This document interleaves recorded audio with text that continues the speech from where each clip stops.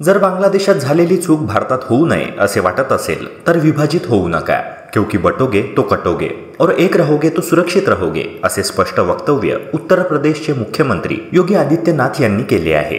मित्रांनो, योगी आदित्यनाथ यांच्या वक्तव्यावर अनेकांनी सहमती दर्शवली आहे, कारण जातीनिहाय किंवा धर्मनिहाय विभाजन, गटबाजी भारताच्या अखंडतेला, सुरक्षेला हानी पोहोचवू शकते। तेव्हा योगींच्या ह्या वक्तव्याला सिरियसली घेण्याची गरज आहे।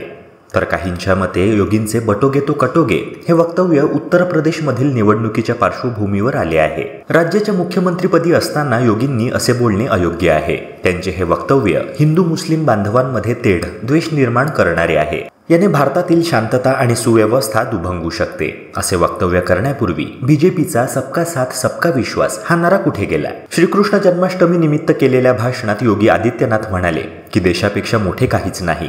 सशक्त राष्ट्राची निर्मिती तेव्हाच होईल जेव्हा आपण सगळे एक होऊ। सध्या बांगलादेशात सुरू असलेल्या परिस्थितीकडे लक्ष द्या। जर तशी चूक भारतात होऊ नये असे तुम्हाला वाटत असेल तर हिंदूंनी एकजूट होऊन राहण्याची गरज आहे, कारण जशी तुमच्यात फूट पडेल तसे तुम्ही मारले जाल।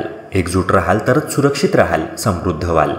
आता योगींचे हे वक्तव्य कितपत सत्य आहे, योग्य आहे, कितपत राजकीय आहे किंवा भारताच्या भविष्याला अनुसरून आहे, ह्याबाबत राजकीय विश्लेषक विविध मते मांडत आहेत। काही विश्लेषकांचे असे म्हणणे आहे की नुकत्याच झालेल्या निवडणुकीत उत्तर प्रदेशातील हिंदू समुदायाने एकजूट होऊन बीजेपीला मतदान केलं नाही।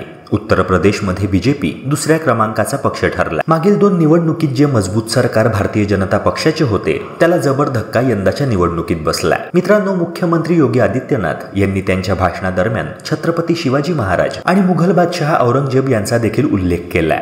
औरंगजेब बद्दल बोलताना ते म्हणाले की औरंगजेब दुष्ट, जुलमी प्रवृत्तीचा होता, कपटी होता।